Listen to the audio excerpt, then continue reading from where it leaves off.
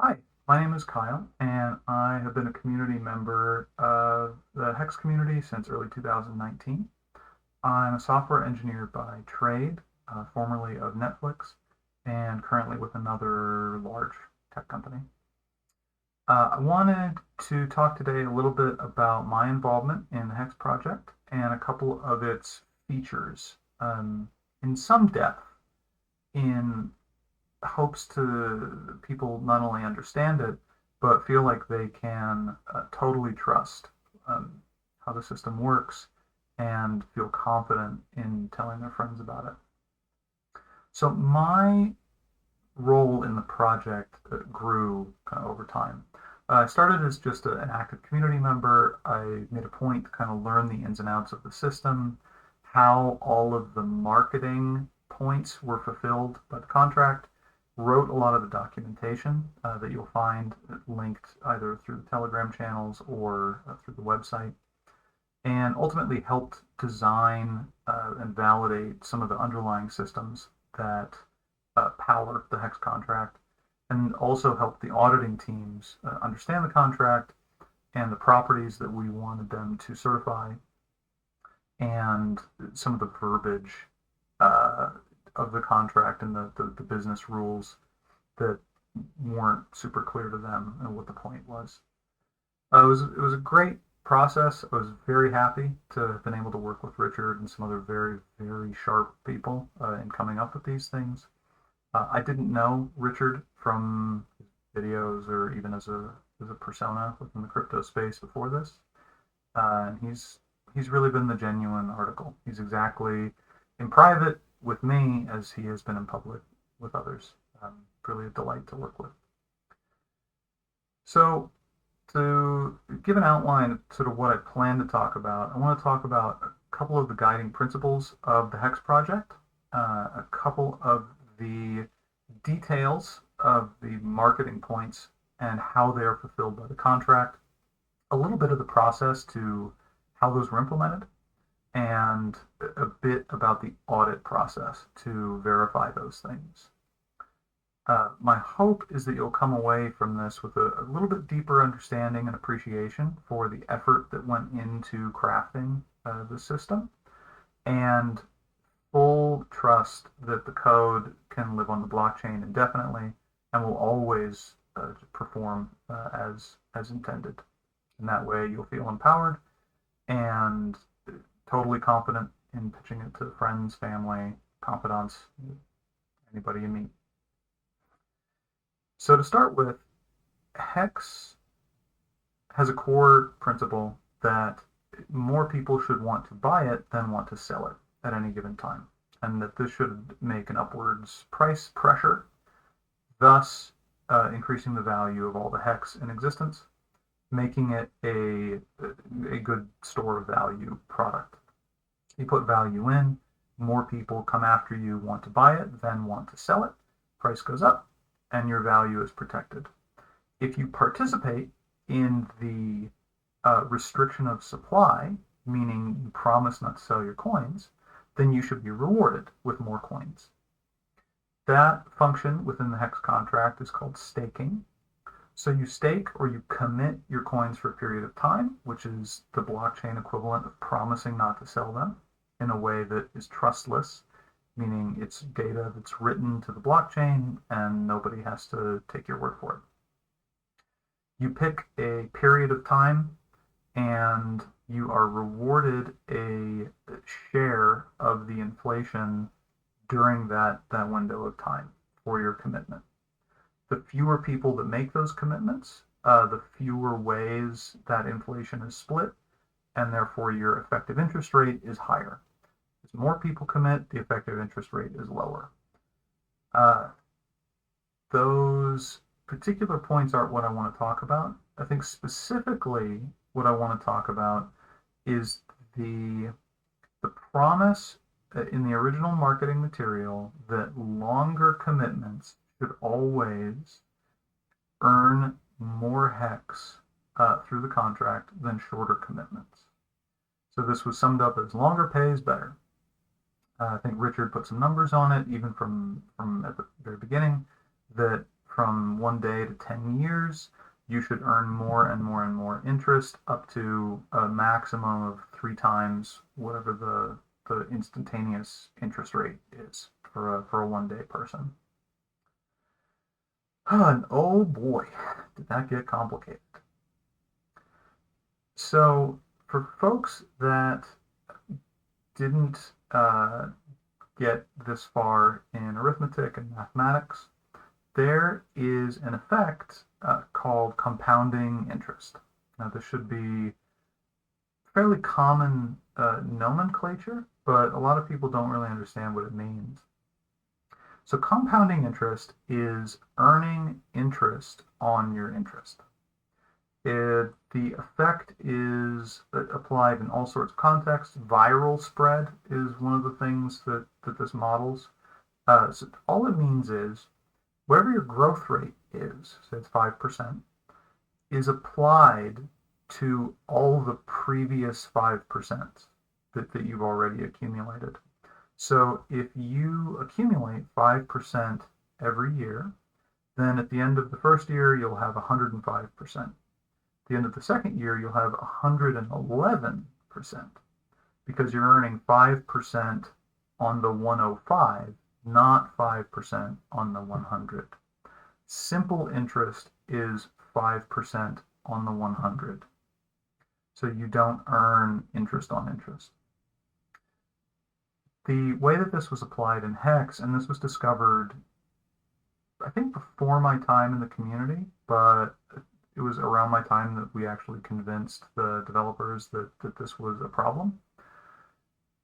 The original way that HEX issued you your share of inflation for the period that you were committed is that it just converted your committed coins to shares, which was just an internal accounting label. So they weren't coins. You couldn't trade shares. They were just bound to your stake or to your commitment. Excuse me. So if I commit 1,000 coins, I get 1,000 shares. And if you commit 1,000 coins on the same day and someone else does and someone else does, then I have 1/4 of all the shares, and therefore I get 1/4 of all the inflation. If your friend commits for 10 years and gets triple the shares, so he has 3,000, and then I have 1,000, you have 1,000, and the other friend has 1,000, then I get 1/6 of the interest, and the 10-year friend gets half, because he has 3,000 out of 6,000, I have 1,000 out of 6,000. And the compounding problem that was discovered is that if I then pull my coins back out after 1 day and say my share was merely 1 coin, and now I have 1,001 coins, I can recommit them and get 1,001 shares. And then I get them back out and say I only get 1 more coin, and I have 1,002. And I recommit 1,002. It doesn't sound like much, but because of the nature of compounding, accumulating these little share advantages very quickly ramp up to where I'm getting way more for my series of short commitments than even the 10-year person is getting for their very, very long commitment. And frankly, this just breaks the pitch.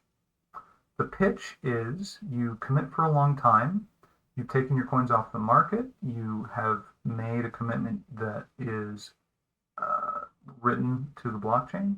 So you should be able to forget about this and go live your life, and then come back in 10 years and collect some enormous pile of coins.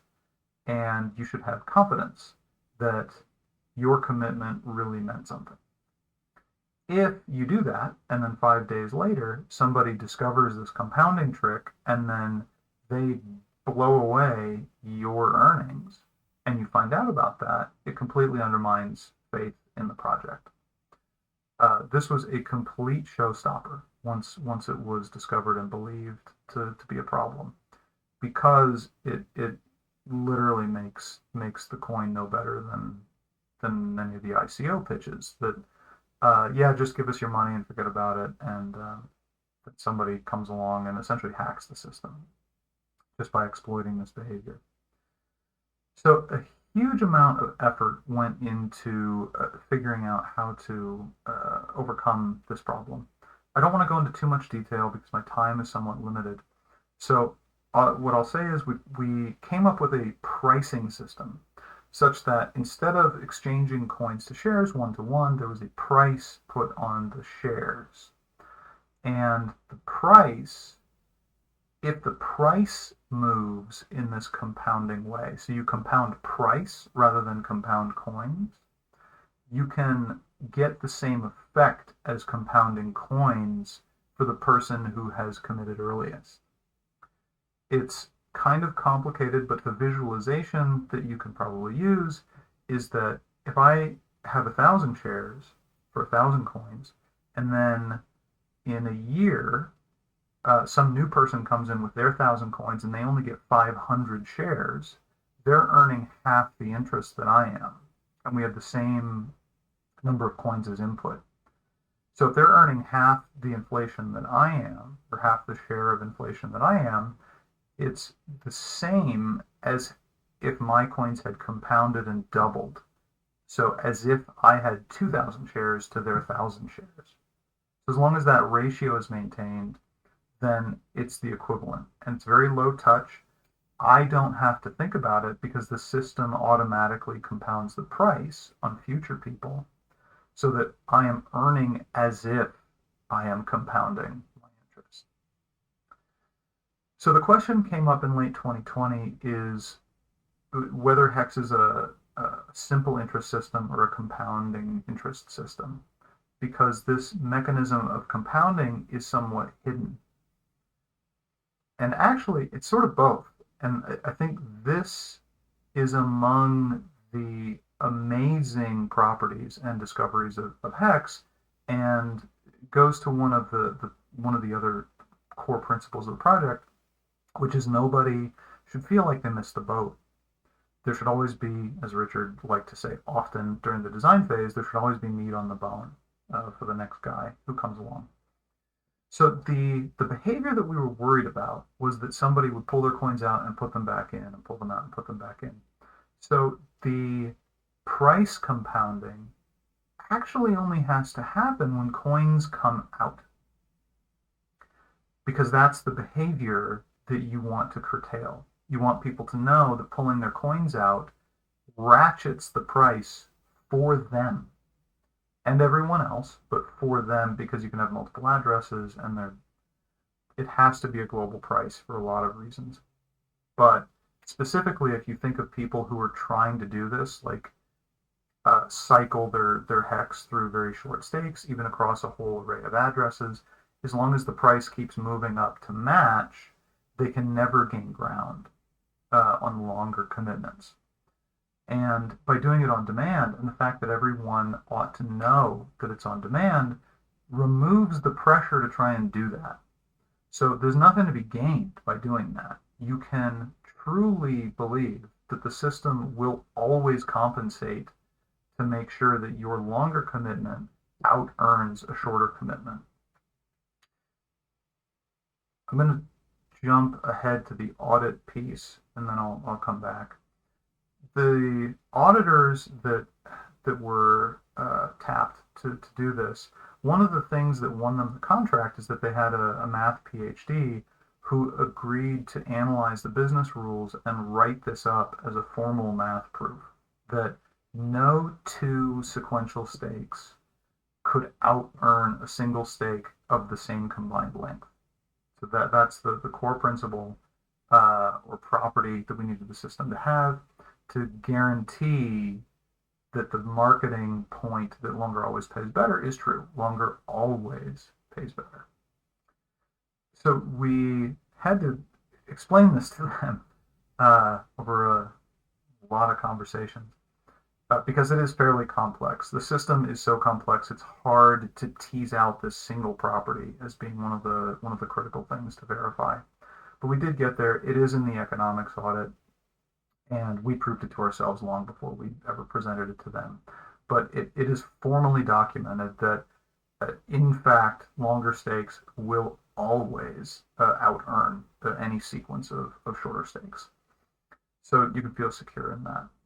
Uh, Jumping back, there was this idea of compounding the price. You only compound on demand so that there's always meat on the bone. So all pressure should be removed. People know that the contract will always pay longer stakes, a larger share of inflation than shorter stakes. So ladders or staggering your stakes or having sort of a mix of lengths is entirely an individual decision. It's actually quite liberating to know that the contract only increases the price on newcomers as required. So if everybody agreed to do long stakes, newcomers could get in every day at the same price that was today's price. It gives a true smooth on-ramp. So as adoption ramps up, and as people come to understand the system better, then we'll hit this kind of nice equilibrium where everyone is making longish or longer time horizon decisions because there's no incentive to go shorter.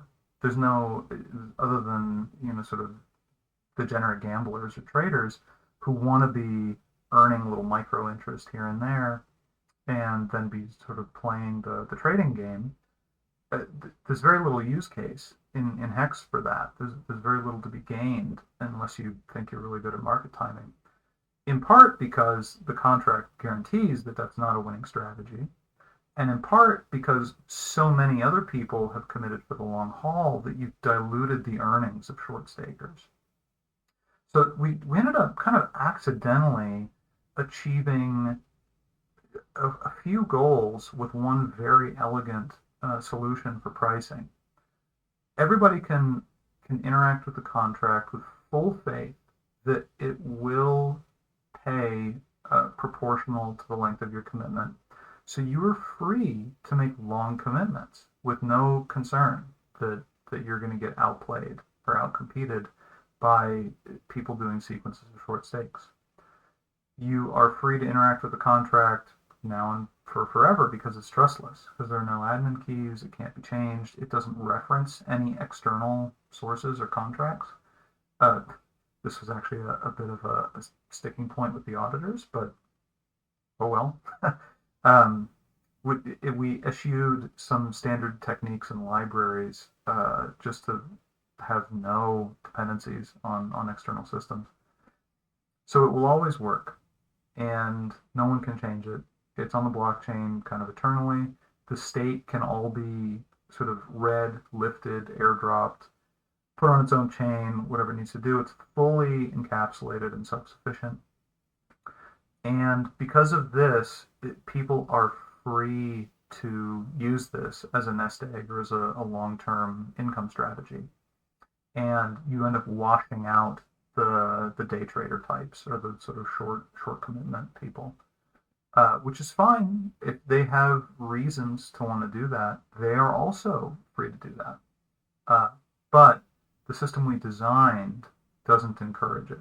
And the incentives aligned, the system only ratchets the price when it needs to so that new people can always get in at the best price. But then once they do, and they tell their friends better hurry because the best price you're going to get is always today's price. And you don't know how long it's going to last. So getting to sort of the rest of the audit process, there was this math part that was very important. There was quite a bit that went into security analysis and to make sure some of the other properties held. But ultimately, the thing that I was most proud of was the math part. The fact that we came up with a system that elegantly solved the compounding problem where one could not gain advantage by compounding, and that by doing that, you remove the pressure to even try. That seemed so. It was really a eureka moment for me, and over this last year, as other people have that aha, that it's always going to work, that it serves these dual purposes of freeing you to think longer term and preserving the meat on the bone for the next person. Because by not turning over commitments regularly, you're not moving the price very much day to day. You're still earning quite a bit of interest for your enhanced shares versus new people that come in, both because they pay more for the coins and also because you've earned interest from the inflation that they weren't present for. And they still get a good price and can still tell their friends, and their friends can still get in at a good price. So I don't really know how to wrap this up other than let that sink in. The system that we put out there is really a thing of beauty, and it solves a few problems in incredibly novel ways that I don't know why they don't exist elsewhere, but sometimes sometimes it's good to be first. It's a little scary because it's sort of untested ground, but I think we've proven to ourselves and we've gotten some outside parties to prove that what we've done is really something special. And the only other thing that I want to relate this to, sort of a closing thought, it, recently there's been a little bit more attention on something called the marshmallow test. So this was an experiment done by some psychologists at Stanford 30 or 40 years ago, in which they present kids with a candy or marshmallow and say, you can eat this marshmallow, or you can wait 15 minutes and then I'll come back, I'll give you 2 marshmallows. And it was supposed to be a test of willpower and ability to delay gratification for a better reward. They did the experiment, then they followed these kids through their high school years and found that the ones best able to delay gratification had the best outcomes. And there was this sort of celebration of, oh, hey, look, there's this great quality that even 4-year-old kids can have of delaying gratification, and good things happen. Good things come to those who wait. There was some doubt about the genuineness of those results. And so the experiment was repeated a couple of more times. One of the criticisms was the economic background of these kids. If you can imagine being very, very poor and not having a lot of food security, a marshmallow now is better than maybe 2 later. Do you really believe that you're going to get 2 later, or do you just need the calories now, or you're so habituated to taking food when it's available that you just take it now? Or do you just not trust, future rewards because things haven't worked out for your family? The other aspect, which even the original experimenters knew, was how much do the kids trust the adults? Do they believe that the adult will give them 2? Because if they don't believe the adult will give them 2, why wait? Just have 1. And the follow-up experiments also followed these kids. And when they controlled for economic background of their families, they found about half the effect of the delayed gratification ability could be chalked up just to their economic situation. So maybe it's not a totally intrinsic trait. Maybe it does have something to do with life experience. But then the third experiment, where they test for trustworthiness of adults, what they found was if the experimenter lies to the kids right before giving them the test, or the experimenter makes a promise and fulfills it right before giving them the test, unrelated to the marshmallow part, just to establish a single event where you can say this person is not trustworthy or this person is at least a little bit trustworthy. Rather than half the effect, they found that the kids who got the trustworthy experimenter were able to wait 4 times longer than the control group, than the kids who weren't given an experimenter. And the kids with the untrustworthy adults basically all just ate the marshmallow right away. So what does this tell you? That inherent trait of the kids a little bit, economic background a little bit, but the ability to trust that future reward is vastly superior. If you have a reason to believe that the reward that's coming in the future will really come, anybody can go to much greater lengths to delay gratification. And that has really played out in the stories that people have shared about how HEX has changed their lives, how they're able to plan for the future and make big life impacting change, pay off debts, buy houses for their folks, pay off cars, free themselves, plan for the future. And it's because they believe. It's because they believe those future rewards are coming. And I'm getting a little misty, to be honest, because this is a beautiful thing. The thing that we can provide other people is the ability to trust us. And any other points aside about this idea of delayed gratification, if you can give the world or give other people anything, you can give them the ability to trust you, show them that you're trustworthy, then they're empowered to rely on you and to delay gratification and to, not demand things now from you, but be able to wait until later because they know that you're going to deliver. And what we came up with in the HEX contract that we proved to ourselves and we got an external party to prove is that the contract and the system can absolutely be trusted to do what it says it will do. It removes the need to trust because you don't have to trust it. It's proven. We proved it will do that. And we're seeing that bear out in how the community shares its stories about what they've done with this project and with their lives as a result of it. So keep sharing stories, broadcast it as widely as you can. I think we have some really touching ones, and we have some people who've been empowered in a way that maybe they never had been before in their life. It's been a real pleasure and honor to be part of the community and to be trusted with such a significant part of the design. I love continuing to engage with folks as I've been able to. Really hit me up with anything you need.